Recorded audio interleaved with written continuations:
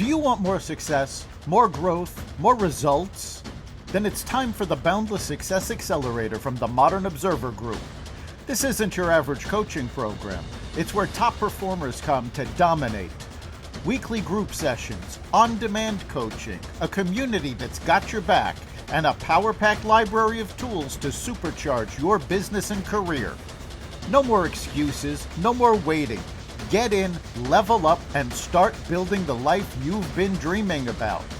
Visit us at modernobserver.com/boundlesssuccess to join today. Let's get you to the next level.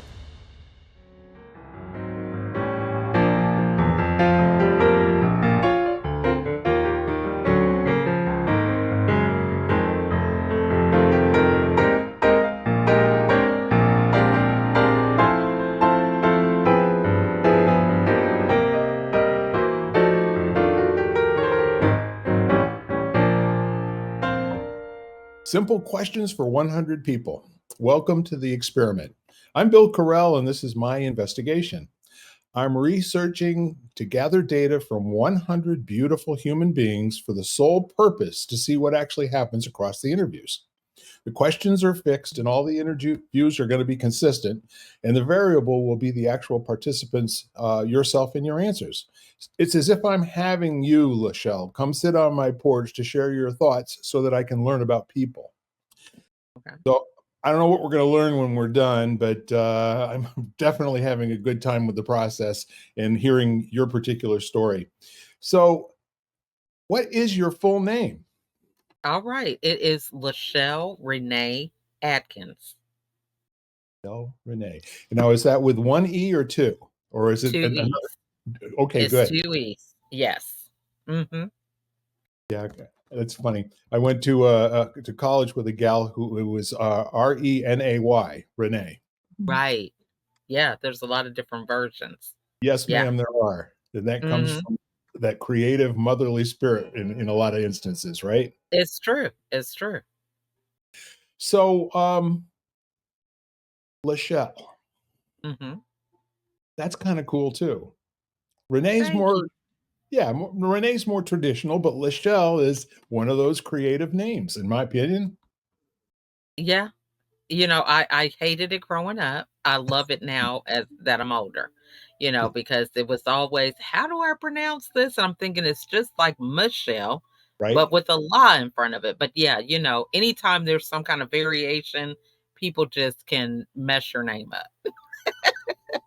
Well, and they'll try to sometimes as well, like overthink the situation, right? Right. Right. Hmm. So being America's super mom, you kind of had to grow into that name, I think. Yes, absolutely.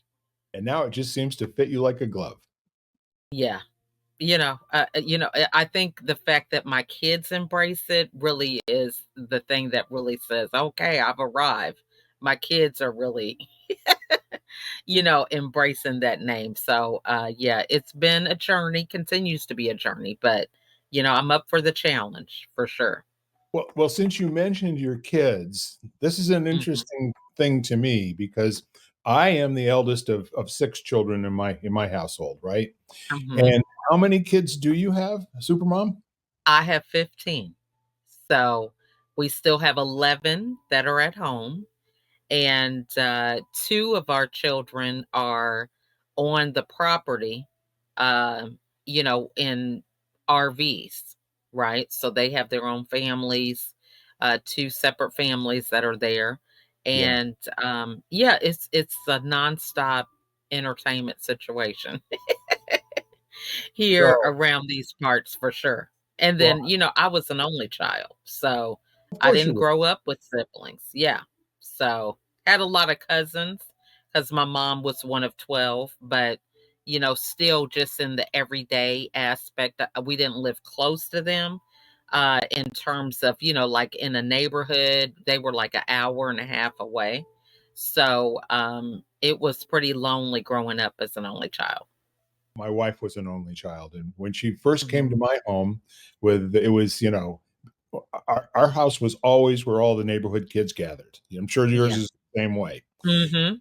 it's good, and it's also pretty loud and pretty chaotic sometimes. But I Yeah. do want to ask you, this is Mhm. probably a record with regard to, did you birth mom all of these wonderful kids? I had 13, and then 2 are my stepchildren. Oh, I'm so impressed. I really am. Yeah. Well, God bless you. And Thank you. I know he does, and there's no question about that. Yeah, for sure. So now that we've really dug into your full name, what's your favorite nickname that nobody really knows? I would say that my nickname is my brand, America's Supermom. I have a lot of people that say, "Oh, I'm sorry. I don't mean to call you America's Supermom. That's just what I think about, but what's your first name?" So, some people think I get offended by it, but, it took a lot for me to embrace that name and the brand. Yeah. And so, it really warms my heart when people just say, "That's the first thing I think of when I think of you." So, for me, that's the favorite nickname that I have. Yeah, people are just breathing sticky notes, right? Yeah, So when you want to be reminded of something in the future, you give that away to somebody in a conversation. You do it enough times, the first thing they're going to do when they see you the next time is ask you, "How you doing, Supermom?" yeah, that's how it happens. And it's very smart, to promote your brand whenever you possibly can. And Mhm. I just have to, compliment your laugh. It is such a warm, full belly laugh. I love it. Okay. Thank you. Okay. I've learned to do that a lot more, okay, because I used to be very uptight. Everything had to be perfect, which is impossible. So yeah, needless to say, I was very, I would laugh, but it just wasn't that full, presence. So Yeah. yeah, it's come with the story for sure. There are some people who have a kind of a contrived laugh out of self defense, that Yeah. the ones who will say, "Bless your heart," we know what that means, right? Or bless her heart. And then do that little giggle thing afterwards. But It's true. yeah, It's true. but yours is just an authentic, "Hi, how you doing? I'm America's Supermom." Well, thank you. Did you have, cousins or anybody else that might have had a little pet name for you when you were growing up? It was Pooh. So, I guess when I was P-O-O-P? little, yeah, Pooh, like Winnie the Pooh. Oh, okay. That was my favorite, cartoon, Yeah, when I was younger, and, I still have family member that calls me that. But I hated it growing up because I just thought, "This is embarrassing. My name is LaChelle. I don't wanna be known as Pooh," and they would say it all the time no matter how old I got. So, now it's just I understand that people have that affinity yeah. of remembering me in a certain way, so, I don't take it personal anymore. No, and I'll tell you what, that's their love language, you know that, right? Yeah. That's Mhm. as Louis Armstrong always used to say, "They're just saying I love you," you know? Yeah, it's true. You kinda have to Mhm. care about somebody to give them a special name, in my opinion. It's so true. I do this a lot with, I have a lot of global connections. And of course, there's a lot of different cultural Yeah, names that I come across. And I have this one gentleman in particular. He's from Pakistan. And he was like one of my first guests when I started podcasting. And I still can't tell you how to pronounce his name, but I call him Lifesaver because we just had this connection.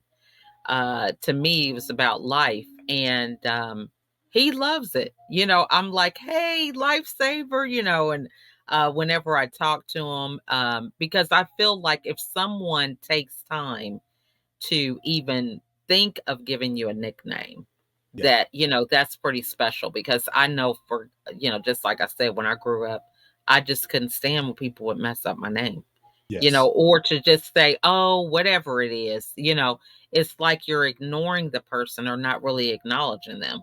So I don't want to not acknowledge anyone, but sometimes it is like, like if you practice a name over and over again, but you're practicing it wrong, Right. it's hard to correct it. So I come up with nicknames a lot. I actually think that that's a good way to go because it's an instant relationship builder, you know? Yeah, true. And a lot of people feel special about that, because it's just, I mean, for me, I think it's kind of disrespectful if we don't take the time to know someone's name. Yes. But understanding, and there's just a lot of cultures, a lot of, the language is different, Yeah. and even trying to say it, it's just, I don't know. It's just like, it's just not going to happen. Rather than For me, it's like, I don't know if I'm too old. You can't teach me new names, can't teach an old dog new tricks. You might not be able to teach an old dog new names, but I just love, and I tell them that. I'm like, I respect you, I respect your name, but I'm just gonna give you a nickname, and they love it. So yeah, yeah. Well, I think it's okay because some of those Middle Eastern and Far yeah, East names have 5, 6, 7 syllables in them, right? Well, I had yeah, a good friend, and I was in the same type of predicament. I'd never seen his name hmm, written down, and I only knew him as Prakash. That was his first name, but the last one hmm, was way out there. And he said, "That's okay, Bill." He said, "Even people in my country don't get it right." yeah. He said, "It's not So a language thing." He says, "It's a complicated name." yeah, it's Yeah. true. So let me see here. When did you first notice what color hair you had?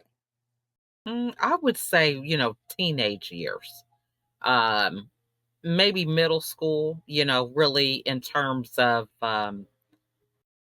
because I think, you just have like a very black and white view of things. Yeah. It wasn't this variation of, oh, your hair is sandy brown versus, blonde. It was like, there's only like three colors that your hair could be, Yeah. and so to really appreciate and know that you have some differences with the texture, the tone of your color, and all this other stuff. So it was probably in middle school.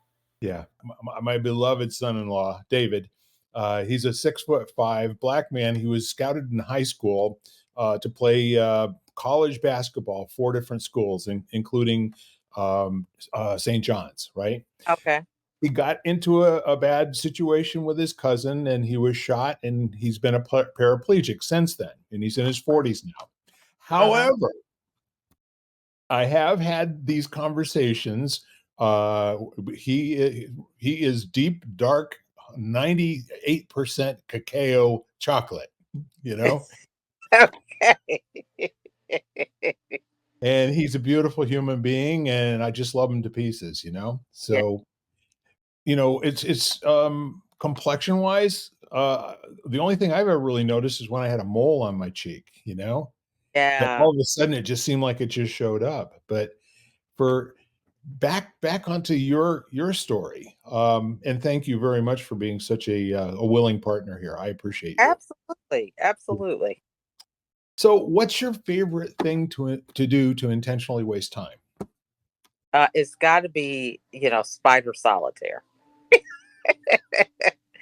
I mean, I'm like a nut about it. So, it's so funny. We have been on this kick, my daughters and I, since July. So I do this event Christmas in July. I think this has been my third year doing it. And so we watch Christmas movies from July to this Christmas season. How fun. So we really are on this binge like every day. Okay, what's the Christmas movie? I don't we've seen so many this season. And we're watching the movie and I'm doing spider solitaire, and the kids are like, "Mom, how are you watching the movie?" It's like, look, I know what I'm doing, but it's something about the challenge of the game. I don't know, it just relaxes me. So that's my guilty pleasure is spider solitaire. It sounds like you get into like an alpha state where you can absorb the things that are going on around you and probably have some time to think about things you don't normally get to during your busy day. Yeah, absolutely. So yeah, that's my thing. Well, since you brought up movies, what's your favorite movie to watch alone? That is Sound of Music. So, I'm not really alone a lot, but I just love that movie. That's one of my favorites. That's interesting. Um, what's your favorite part of it? What really appeals to you? Well, I just think the whole storyline, I think as a kid when I was watching it, um, or heard about it, I just thought, how is this movie even interesting? Right? Yeah. Just because you hear about the name. And I just totally loved it. I didn't know what to expect, but it just really blew me away. I think another movie that I really liked that was kind of like that was Raiders of the Lost Ark. I had a stepbrother at the time, and he was able to go to the movies, and I had to go with him. And I wanted to see something else, and he was like, "No, we're watching Raiders of the Lost Ark." And I was younger, of course, Yes. and um, I really enjoyed the movie, so I didn't think I was going to like it. But that's another one that just took me totally off guard. So yeah. There's a lot going on in both of those movies. One has Mhm. a lot of singing, the other one not so much. Right. Yeah. I just thought it was really the neatest story. It was a hard thing to kind of deal with some of the political things that were going on within the Sound of Music, but it was just real life. We go through those things where, it's just real life where we can connect through music. And that's how she was able to really connect with the kids. Uh, they have went through so many different nannies or whatever. So I just thought it was really cute. Yeah. Yeah, Mm. fantastic. Did you have a favorite song? Uh, the Heels Are Alive with the Sound of Music. Now I'm not a songstress, so we're not going there. But we'll keep that our little secret. Okay. This whole thing might crash for real. It's like me and my face. I've got a face for radio. Right. Exactly. Okay. Well, that's great. But here's the question I was really looking forward to asking you, Yes. and we'll get back to the sidebar afterwards. If you were to have an action figure made of you, LaChelle, what superpower would it have, and what colors would its uniform be? Well, we know it'd be red, white, and blue. Yeah. And I was thinking about this question. I would say the ability to fly. And the reason I say that is because people don't believe in the impossible. So, being able to fly can help people to dream and imagine. So that would be my superpower. Sounds like we have the same definition of impossible. Just Hmm. haven't just haven't done it yet. Yeah, absolutely. I love that. Hmm. So red, white, and blue. And at Hmm. this point where I'm going to describe what you're wearing, or you can, let's hear you tell folks about what you've got on right now, America's Supermom. Okay, so I have a thin uh scarf like cover up that has it's red, white, and blue. It has stars and it has the stripes, red stripes, red and white stripes from the flag. It's stunning. Yeah, thank you. You're So welcome. yeah, actually is a cover up that you wear like at the beach, but I have it turned around backwards Yep. so that it looks like like a shawl or something. So It, yeah. it looks marvelous. I I have was an Instagram video about it, if anybody wants to see. So yeah, what I did was I did like a behind the scenes for how I prepare for videos. So if you really want to know the ins and outs about it, I have an Instagram on it. inquiring minds want to know. Yes. So you actually showed up in your uniform and your superpower of flying, just a matter of time, I'm sure. Yeah. Yeah. What did you want to grow up to be when you were 5 years old? A pediatrician. So, yeah, that I loved when I found out what a pediatrician was. I thought it was very uh an important job. I loved the fact that it was a big name that I could say, and people were so impressed. Oh my gosh, you're 5. What, do you even know what a pediatrician is? Yes, it's a children's doctor, but I was one that did not like needles. So, this whole thing of going to the pediatrician, Yeah. when I really started to register with that, it's like, I don't know. I don't think I can deal with broken bones and stuff like that. Just didn't know that I would be an unpaid pediatrician dealing Yeah. with my own kids. Yeah, whether you like the job description or not, right? Exactly. Yeah. Yeah. So, be careful what you're wishing for sure. I'm sure there have been times when it felt like the whole house was a hospital. Exactly, exactly. Chickenpox, mumps, I don't know, did you have that going through your family at any point? We had this flu and we had COVID together as a Oh, family. goodness. So Yeah, yeah, so it was crazy. It was like two of us and then two more. Nobody really had it completely at the same time. yeah. Yeah. So That'll either, get you closer or make things right, worse. Yeah, right. and nobody's got any tolerance, I feel like, death warmed over here. I'm telling well, and I think the whole thing is it's hard when we had it later after the initial fear about it kind of Yep, subsided a little bit. So, yeah, it was later. We had it kind of like the end of 2021. And again, it was in phases. yeah, My husband got it first, and then me and two of my kids. And I never really lost my taste or smell. right. So, yeah, I was fortunate. So, Strong genes, I think. That'd be yeah. my Mm. take at it. So you are an accomplished woman, and what would you say is your greatest accomplishment, LaChelle? For me, it's childbirth, going through that. I recently was able to be in the delivery room with one of my daughters who had my grandson. It was me, her, and her husband. And I don't know, it's like the scales came off my eyes just seeing that whole thing. I'm like, what in the world was I thinking? Yeah, To have gone through this 13 times, that's crazy, yeah. I don't think it really registered for me until going, seeing that it was like an outer body experience. And she just was so glad that I was there because I was breathing with her. Her husband was breathing. We had a whole little quartet going on here.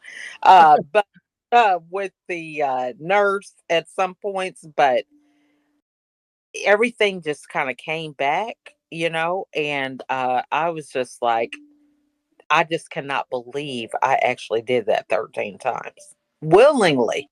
You know, That's I don't, another whole I think that's another whole podcast right there. I mean, seriously, I Yeah. am just like, what? Yeah. So that for me, is my greatest accomplishment. And I think, one of the things with saying that, and I say scales and everything because, for me, it's a kind of like a religious, uh, calling, I believe. I don't think everybody can do that, but it's not that it was me really just trusting God in that situation. Yeah. And so it was just like a moment where I was able to really see, wow, how much He has protected and covered me, for that to happen 13 times. So it was really, So how old is your 13th child now? she is actually 10 years old. She'll be 11 in February. So you had enough time to kind of distance yourself from that whole deal, and then when you got with your daughter, it was like, "Oh, so this is what that was all about, huh?" Exactly. So Wow. yeah. Well, So it's amazing. Yeah, so that's my greatest accomplishment. I'm thinking, wow. Yeah. I definitely get that, and along those lines, but maybe completely different. Who's your favorite person to listen to? Anybody who really has this strong sense of knowing who they are. I love when people are like, that's just not me.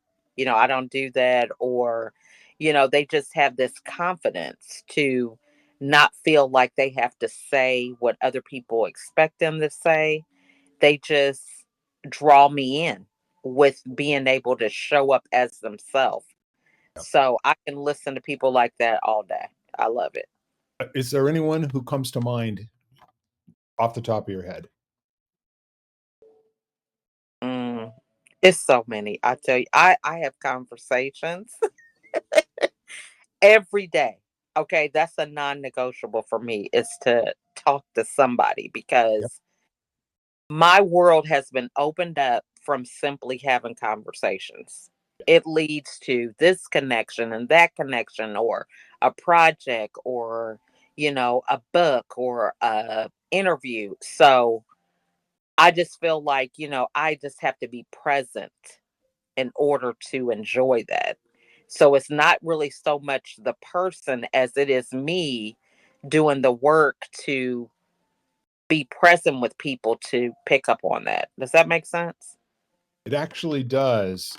Um, I actually, whether you believe it or not, that's kind of what my life is all about. And it costs time. It really does because Mm. I will embarrass my family and my friends and my cohorts. We were down in Harlem filming Open to Hope. Beautiful, beautiful show. It's a grief show. Uh-huh. And everywhere we went, there were all of these people that were not Americans. They were obviously from Europe and Mm. other countries, and I would just talk them up. And they were like, "Bill, we kind of have to get over to the studio." And I said, "Oh, no, it's all we got plenty of time. Don't worry about it. You're never going to see that woman again." I said, "That's why now is so important." It's true. It's true. And you know what? There's so many people that don't take time to do that. Right, Because it's just like you say, it's the superficial conversation and you miss out on opportunities. It doesn't even have to take that long to right. have a connection, right? No, it really doesn't, and it ends naturally. One or the other of you is satisfied that that was a good exchange, and now it's time to move on and live your life. It's so true. So true. Yeah. However, being the recipient of that good energy and what it means for the rest of my day and the other people I run into, it's kind of a cool thing to do. Just put it It is. out there and have some.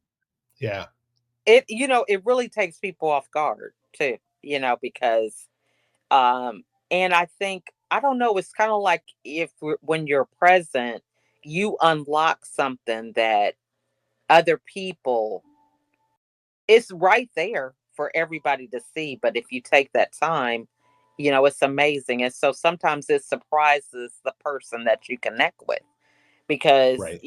something that they might have subliminally, uh, kept covered up, but they feel free enough to let it out. Yeah.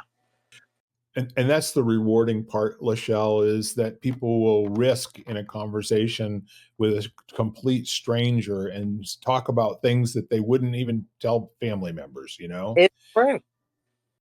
Funny story about this. So Yeah. I in this room on LinkedIn when we were doing an audio room, and this gentleman, he had been having this room for almost a year. So I came in and I raised my hand to go on stage, spoke, and somebody in the audience reached out to me and said, "Hey, I'd love to connect on a call." So I connected with them and we had a Zoom call and we connected over music. So two of my kids do music, and he was telling me about some kind of licensing or something with it. And I was really intrigued. So I was like, I'm going to tell my kids about this. Right. So his vocation was a plumber.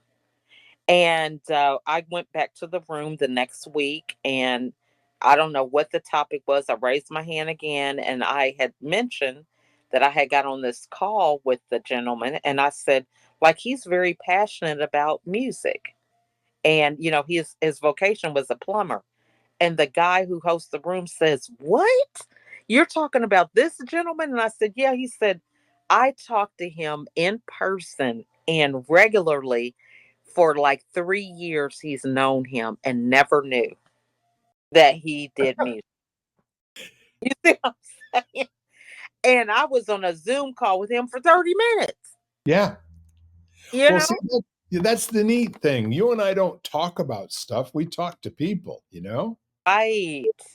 and Right. that's a different deal entirely. People will share with you if they really think you're interested. This is true. That's true. And sometimes they're sheepish about it, and Yeah. not many people know this, but my real passion is music, right? The singing plumber. That's got to be cool.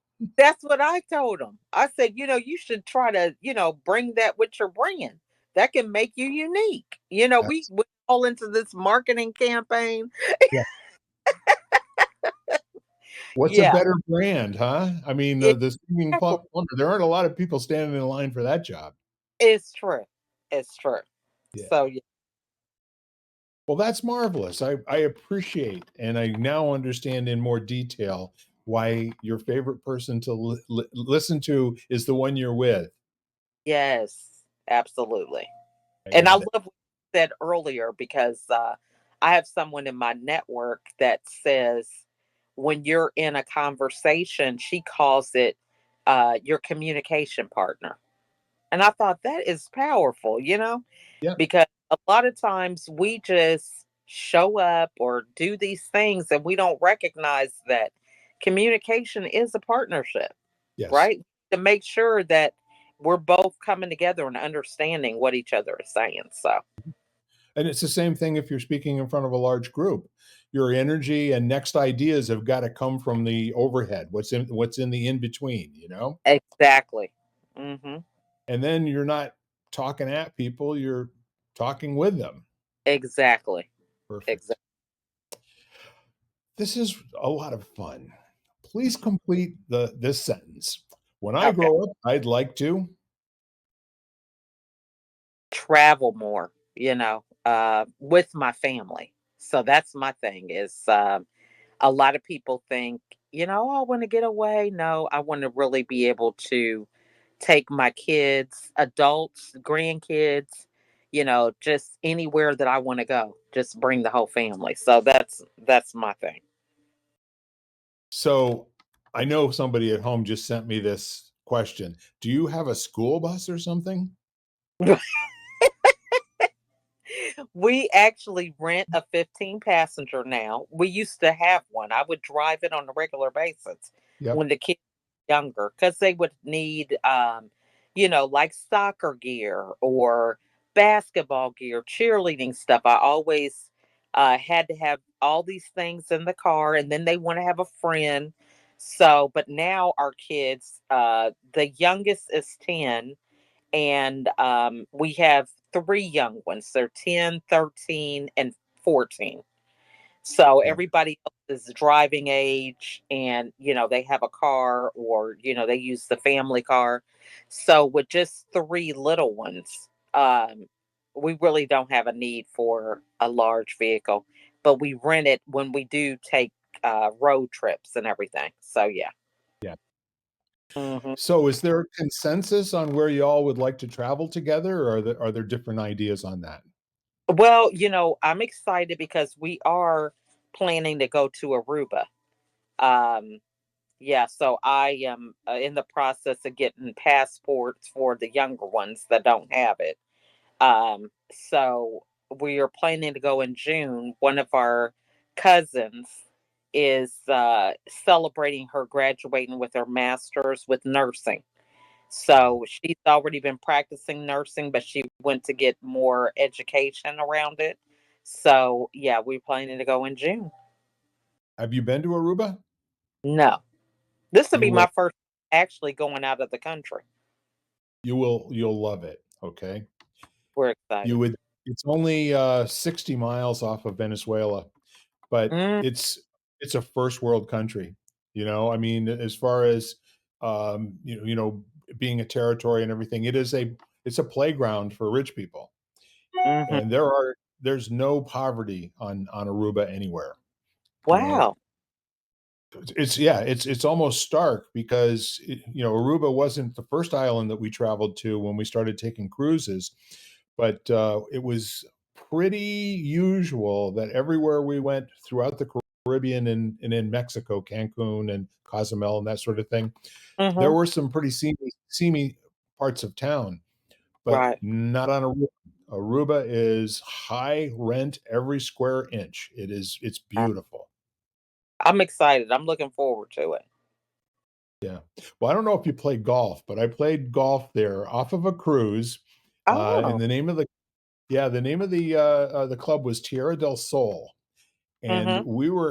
we were having wind gusts. It was right next to the ocean, and we were having wind gusts of 45 miles an hour. So it it wasn't about the score. Plus, it was 105 degrees, which That is is crazy. Now, what yeah. time of year did you go? I want to say that was more than likely like September or something. Oh, okay. Wow. Yeah, Yeah, my but husband is a golfer. Now, I've been one time, but I'm just like, what is it about golf? I just can't see it. well, that's what I've heard. You either love it or you don't. Those You are kind love it or you're scratching your head trying to figure out what the heck. of, as Mark Twain called it, a good walk spoiled. Yeah, I love Well, that. all right. So travel you shall, and I really think that you're setting yourself up for a lot of really great memories in the future. Yeah, Yeah, absolutely. keeping that family unit together for as long as possible is it's so important. Mm-hmm. Because like you said before, life happens and it comes at you nonstop. So Absolutely. yeah. Absolutely. All right. So now, what's the most important thing in life for you right now? For me, it is helping people to recognize the value and worth that they already have. I know, just in my own journey with a lot of women, it's about sometimes seeking that validation or feeling like you're needed and supporting other people to the point to where it inhibits your own health. Right. So I'm passionate about helping people to explore the fact that they already have worth and value. It Yeah. doesn't take them having to try to be somebody they're not or anything like that. So that's my passion. It sounds like an important job, and it also sounds like one that can be tricky and maybe hard work sometimes. Yeah. But I think one of the things is, you know, we have to understand how we model these things in Right. front of other people. And we have to have the courage to ask the right questions. You know, um, I have no problem asking some questions that other people might not ask because I can see where I was at in that person's journey. I could see myself in them. So I can ask those questions that can save them some time, right? And heartache, because I'm not telling them the answer, but I'm asking them the question to help them think about what they're doing or think a little differently. Yeah. I think the extrovert's creed is that there are no inappropriate questions. Yeah, What happens after the question may have to do a little cleanup on aisle 7, but that's what friendship's all about, right? true, true. Absolutely. Yeah. So, what would you like to leave in the world besides 15 kids after your life is done? For me, it's all about documenting things. I think a lot of times people, confidence is something that you grow into. Yeah. So, having a blueprint or a template, I think is important so you can take action. A lot of times we overanalyze and we never get started with stuff. So, I would love to have books and videos, whatever I can provide for people to just have a platform to get started. Yeah. Because, once you get started, you can figure out the rest while you're in action. Yep, that's something I frequently say. Take a step, take a small step, even if it's in the wrong direction. At least you're moving. Now you It's can true. always course correct. Yeah. So it's so true. And so if you have a template, you could say it's just like a cookbook, right? Yep. You have the recipes, and you might say, "Oh, this is a great recipe, but I don't want chicken. I'd rather have beef."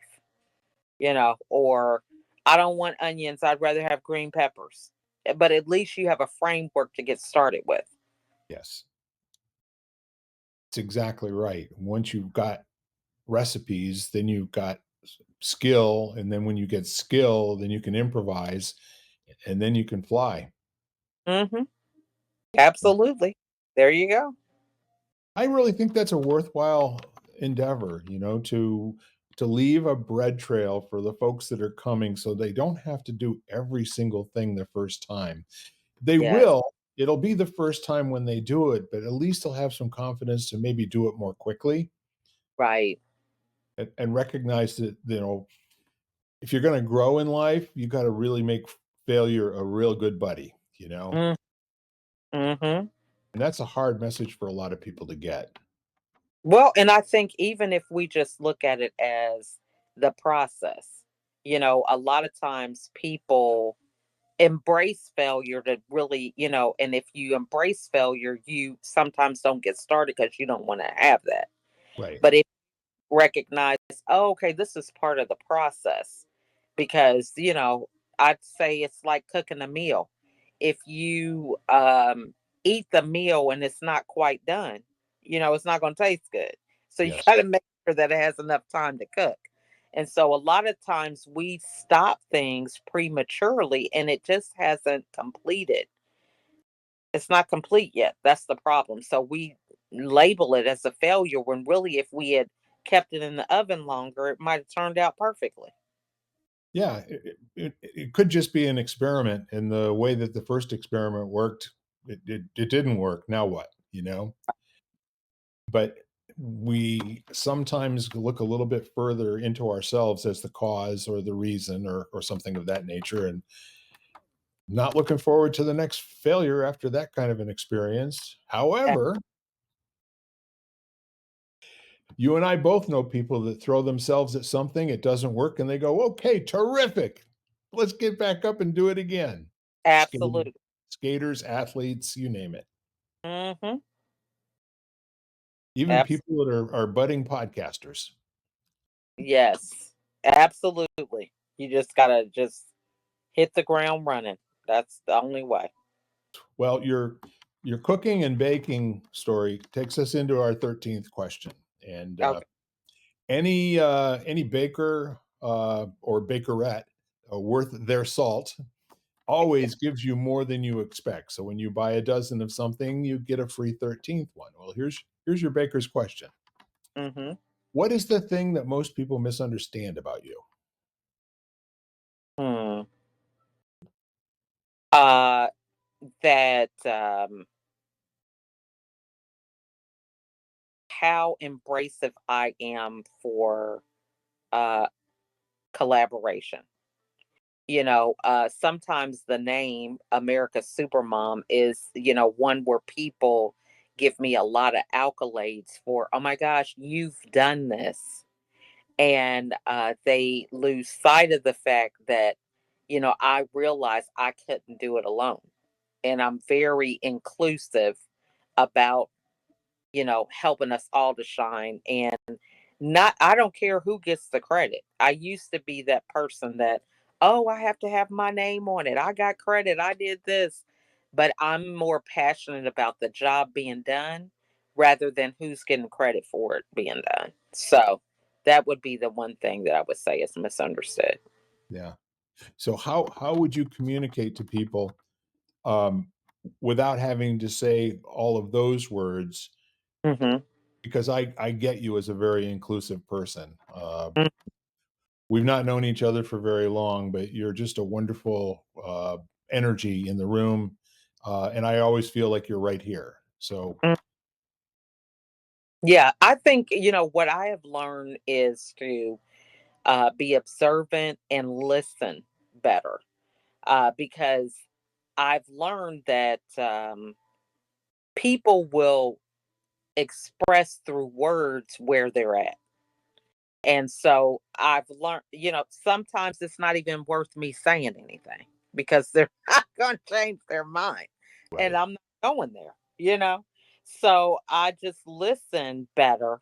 And then I get some qualifying questions that I ask to really see if that's right. But it's just, I learned the difference between speaking my truth and living my truth, because certain people you just have to live your truth and they can figure it out later. Some people, you could tell them a few things and they can get it. So, yeah, that's kind of how I approach it. I love it. I really do. And Hmm. it would be so hard for you to not be an inclusive person because you recognize you're outnumbered, to begin with every single day. Absolutely. A- Absolutely. And I like that stuff that they say, you've done it. And you're thinking to yourself, well, I haven't done this. you know, Right. Right. Today is not the same as yesterday or the day before. I just never know what's coming at me, right? Exactly. Exactly. And I think that's so true. So I feel like I've learned that that's a road going nowhere. Thinking that you can do it on your own. Yeah, Okay. Been there, done that, and I wasn't getting any sleep. I was stressed out. A number of things, but when I learned to say, "Hey, it takes a team or a village," life got better, and I'm not going back. I do know. Yes. Hmm. So fantastic. Really, really great. And do you have any questions of me? No, I have just really enjoyed the conversation. This is wonderful, and it's amazing just being able to be interviewed, how much it's like I was just doing a class right before this call, and one of my people in the community said, I know a lot of these things. I just, I can do it for other people, but I can't do it for myself. Why is that? And I said, because we just don't take time out to do it. We're not intentional. So when you take time to have an interview or a conversation with somebody, you learn a lot more about yourself because you're taking time to do it. So I appreciate that because I love talking to people and learning about them. So, but sometimes I don't really sit down to think about and reflect on certain things and how it has impacted me in my life. So I appreciate being here and having the call today. I really do too. And what I'm starting to think about is that every interaction has this thing called takeaways, Mhm. And I'm very interested in going back and listening to this podcast again because you have just put so much gold out into the world today. And I completely appreciate who you are. I know a little bit more about you, which means I'm more curious than I was before we started. But it's marvelous spending time with you, LaChelle. And I probably won't be one of those people that calls you Pooh, if that's okay. Thank you. But you're a person that it's easy to trust very early on, and I think that's not only needed in the world, Mhm. but this is the behavior that you and I both want to model for other people, isn't it? Yeah, absolutely. I mean, that's the one thing that's stopping us from connecting with people and, But the precursor to that is when we don't have that love for ourselves. It's Yes. hard for us to emit that to other people if we don't have it. And for years, I was in that space of feeling like, I just wasn't good enough. I had to have the right answer. I had to have the right thing on and all this stuff. And once you're able to let that go, it's a freedom to connect with people that a lot of people aren't able to do. Amen. That is really well said. Mm-hmm. Well, with that, I think we're going to bid everybody adieu. But before we do that, there's a thing I like to do at the end of my podcasts. First of all, I want to thank you, LaChelle, for your generosity and for just being such a font of wisdom and about what daily life is all about. And I want to invite everyone listening, especially this time of year. We're heading into the December holidays, and I'd like you to reach out to somebody that maybe you haven't talked to or thought about in a while. I mean, you can do it by email, text, letter, card, carrier pigeon, however you want to do it, note wrapped around a rock through a window. I mean, whatever it is, but the message is let them know that your life works because they're in it. Amen.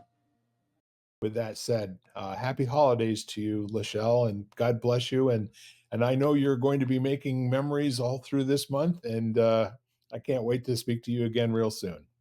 Well, thank you so much for having me. And thank you guys for listening. I appreciate it. And happy to support you on anything. I'm looking forward to a great 2025 and more collaboration. So thanks again for having me.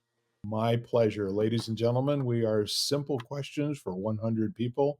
I am Bill Correll, and I have been honored to have LaChelle Adkins, also known as America's Supermom, as my guest today. Thank you all, and bye for now. Bye, everybody. You've been listening to Simple Questions for 100 People, part of the Xvadio Podcast Network. You can catch every episode of Simple Questions, plus the rest of the network, at xvadio.com, the Apple Podcasts app, YouTube, Spotify, iHeartRadio, Audible, Amazon Music, and wherever you find podcasts.